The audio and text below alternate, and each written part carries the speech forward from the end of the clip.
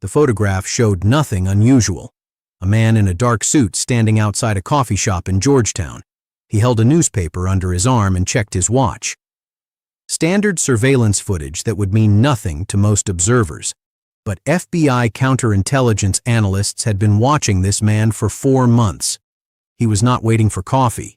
He was waiting for an American intelligence analyst who would arrive in 11 minutes carrying a flash drive containing the coordinates of every American military installation in the Persian Gulf.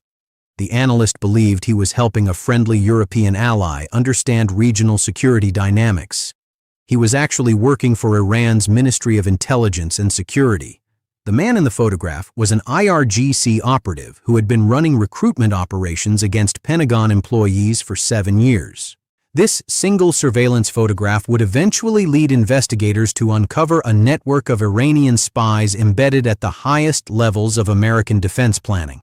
12 individuals, all with security clearances, all with access to information that could get American soldiers killed, and they had just transmitted the details of a planned American military operation scheduled to launch in 8 days.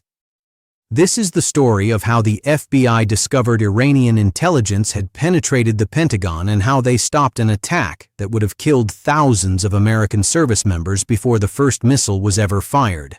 The investigation began with a financial anomaly. In March 2024, the Treasury Department's Financial Crimes Enforcement Network flagged an unusual pattern of deposits into a checking account belonging to a GS-14 analyst at the Defense Intelligence Agency. The analyst earned $112,000 annually. His account showed deposits totaling $340,000 over the previous 18 months. The deposits came in irregular amounts ranging from $8,000 to $25,000. Each deposit originated from a different shell company registered in Cyprus, the Cayman Islands, or the United Arab Emirates. None of the companies had legitimate business operations. All of them traced back to financial networks previously associated with Iranian sanctions evasion. The FBI opened a preliminary investigation. Surveillance teams were deployed. Phone records were subpoenaed. Digital forensics specialists began analyzing the analyst's government computer activity. What they discovered went far beyond one corrupt employee. The analyst's login record showed he had been accessing classified systems in patterns that made no sense for his assigned duties. He worked on European defense cooperation. His job involved assessing NATO readiness and allied military capabilities. But his database queries told a completely different story. Over 14 months, he had accessed 412 classified documents related to Iran, strike planning assessments, target packages for Iranian nuclear facilities, vulnerability analyses of Iranian air defense networks, detailed operational timelines for potential American military action. He had no professional reason to access any of these documents. His clearance level technically permitted access, but his job responsibilities did not require it. The system had allowed it because no automated flag existed for access patterns that fell within clearance parameters but outside job requirements. It was a gap in the security architecture that Iranian intelligence had exploited with precision. The FBI's Counterintelligence Division took over the investigation in April. Surveillance expanded to include physical tracking of the analyst's movements outside work. Agents observed him meeting with the same individual on 6 occasions over 2 months, always at different locations, always during lunch breaks or immediately after work, always lasting between 15 and 25 minutes. The meetings followed a consistent pattern: brief conversation, exchange of items, departure in opposite directions.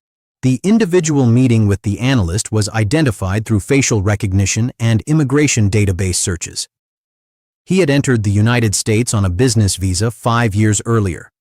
His stated occupation was import-export consulting. His actual employer was Iran's Islamic Revolutionary Guard Corps Quds Force. He operated under commercial cover, using a legitimate business importing Persian rugs as his front operation. FBI surveillance documented 14 meetings with the Pentagon analyst over 4 months. High-powered surveillance cameras captured images of documents being passed and envelopes being exchanged. The documents being photographed were classified at the top secret level. They included operational assessments of Iranian military capabilities, vulnerability analyses of potential strike targets, and most critically, detailed planning documents for American military operations being developed in response to Iran's advancing nuclear program. The analyst was selling America's war plans to the enemy, but he was not alone. Investigation of the Iranian handler's activities revealed connections to 11 additional individuals with access to classified American defense information. The network had been built methodically over 5 years. Recruitment followed a consistent pattern. Initial contact through professional conferences or social events. Development of personal relationship over months. Gradual introduction of requests for information framed as business intelligence or academic research. Financial compensation introduced only after the target had already provided useful information, creating psychological commitment and legal exposure that made withdrawal difficult. The 12 compromised individuals included positions across multiple agencies and contractors.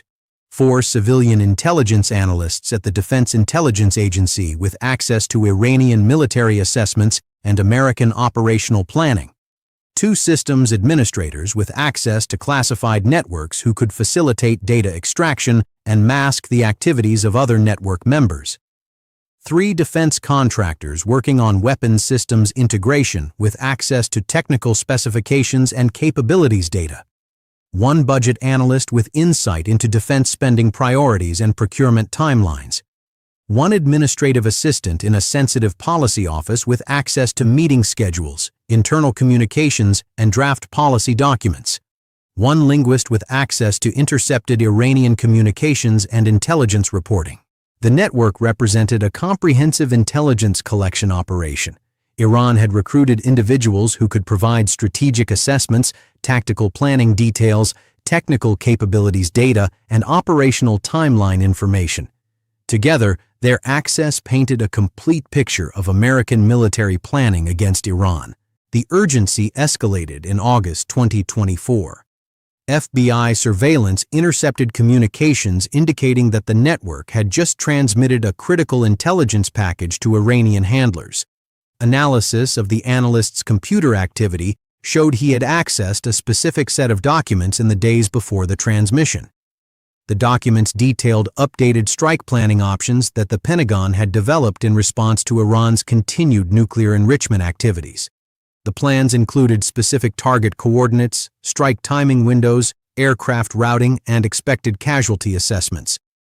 More critically, the documents revealed vulnerabilities in American regional force posture that Iranian planners could exploit. Intercepted Iranian communications revealed the purpose of this intelligence collection.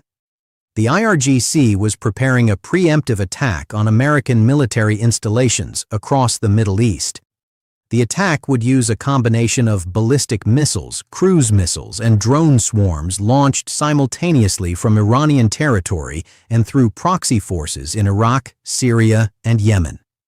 The targets included air bases in Qatar, Bahrain, and the UAE, naval facilities in Bahrain, and army installations in Kuwait.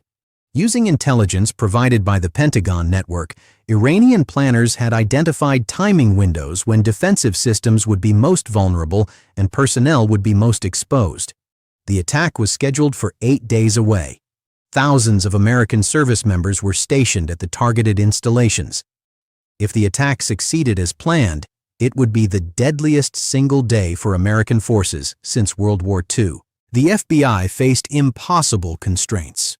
Arresting the 12 network members would alert Iranian intelligence that their operation had been compromised. If Iran learned their intelligence was blown, they might accelerate their attack timeline or modify their targeting. But allowing the network to continue operating risked additional intelligence transmission that could make the planned attack even more devastating. Every hour of delay increased the danger to American forces. Every premature action increased the risk of triggering the very attack they needed to prevent. The operation that followed was designated Silent Shield. It required simultaneous action across multiple domains: counterintelligence, military repositioning, diplomatic signaling, Information operations. All elements had to execute in precise coordination. Any failure could trigger catastrophe. Phase 1 neutralized the spy network. FBI tactical teams executed simultaneous arrests at 12 locations across the Washington metropolitan area at 5:00 a.m. on a Tuesday morning. The timing was chosen to minimize the risk of warning communications. Most targets were detained at their homes before they could access phones or computers.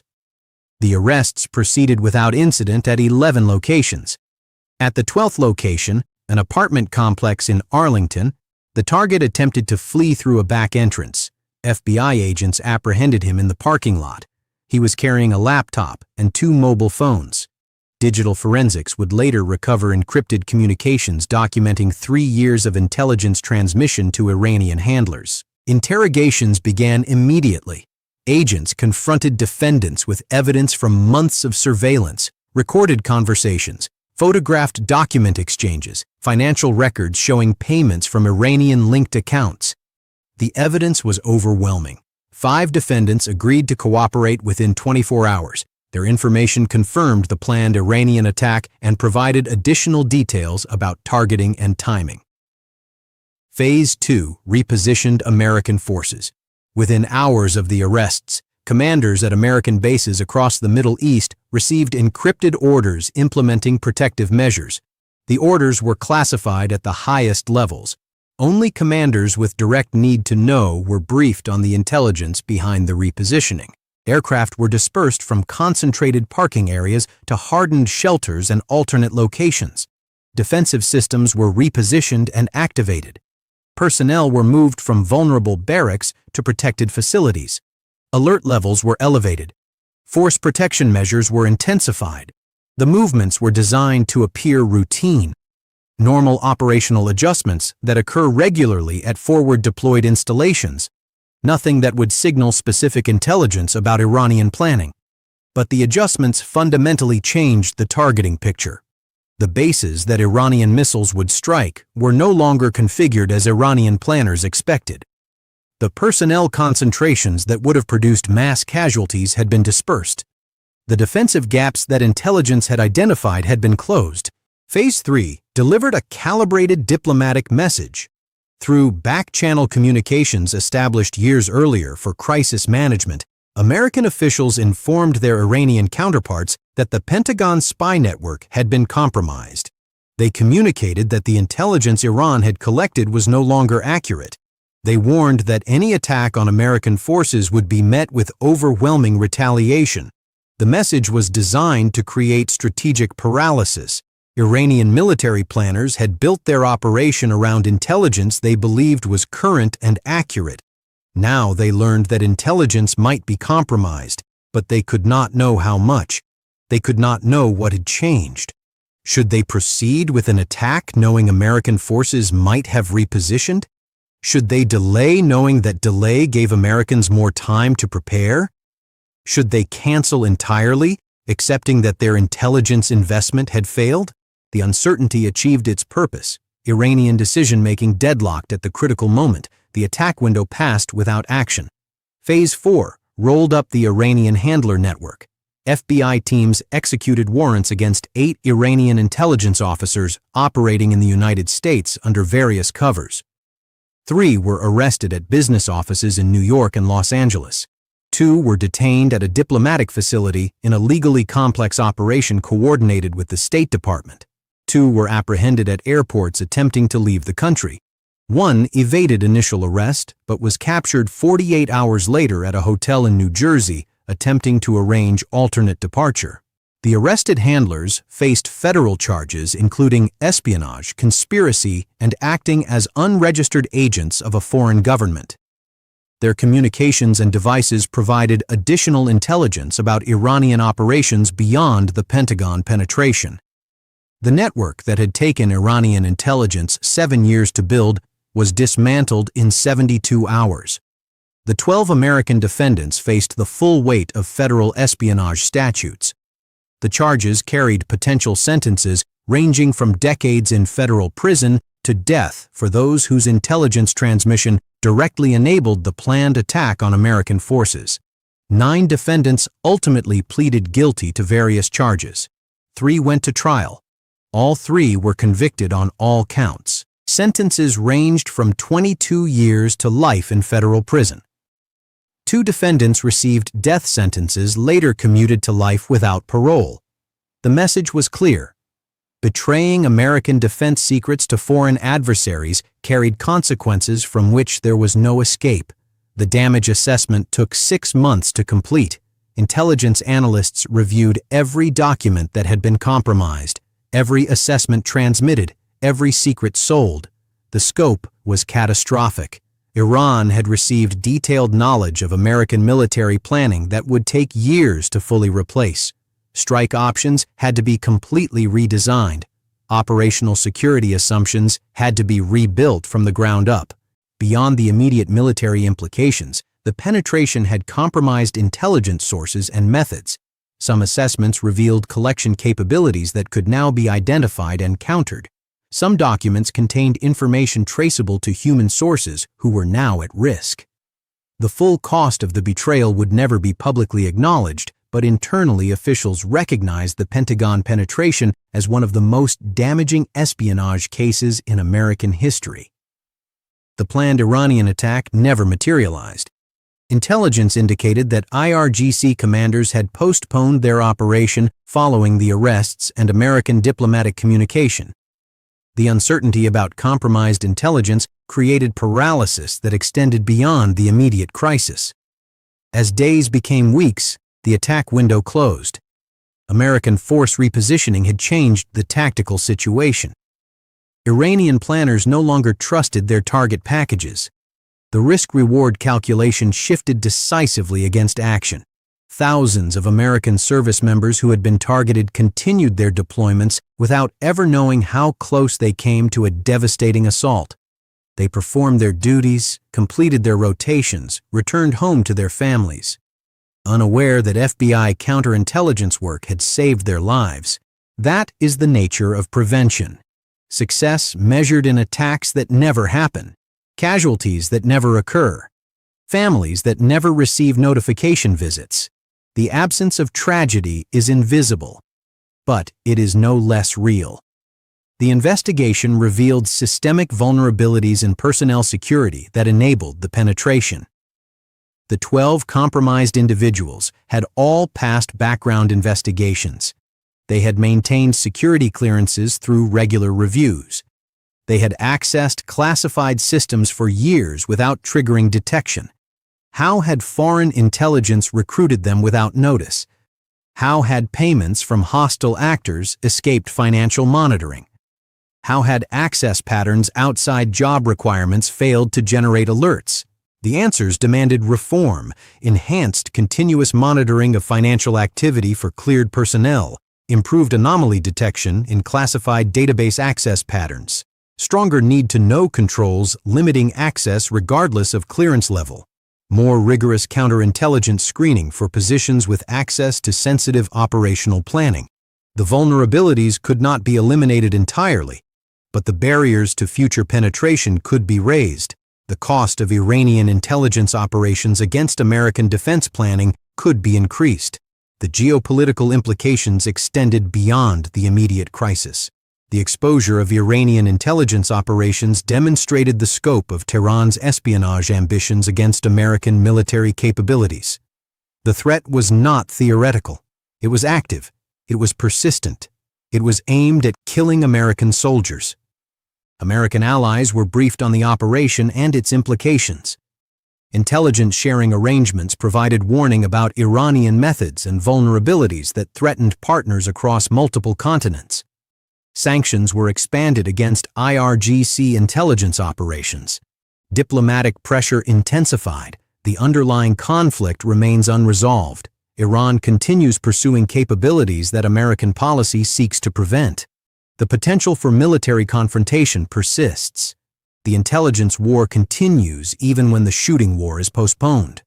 The FBI agents who worked this case understood what they accomplished. They prevented a military catastrophe that would have killed thousands.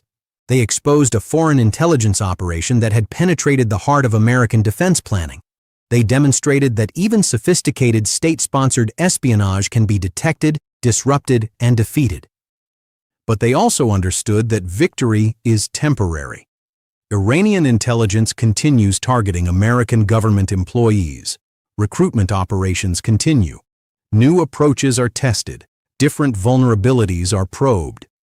Somewhere right now, an Iranian intelligence officer is assessing a potential recruit, identifying financial pressures or ideological sympathies or personal vulnerabilities that might be exploited, building a relationship designed to eventually produce betrayal. And somewhere an FBI counterintelligence agent is watching, analyzing patterns, monitoring contacts, building a case. The next investigation has already begun. That is how the next catastrophe will be prevented. One surveillance photograph at a time, one financial anomaly at a time, one compromised network at a time. This is what happens in the shadows while most Americans go about their daily lives, never knowing how close the danger came or how narrowly it was averted. The quiet war that keeps the visible peace, the invisible vigilance that protects a nation that will never know how much it owes to those who watch in silence.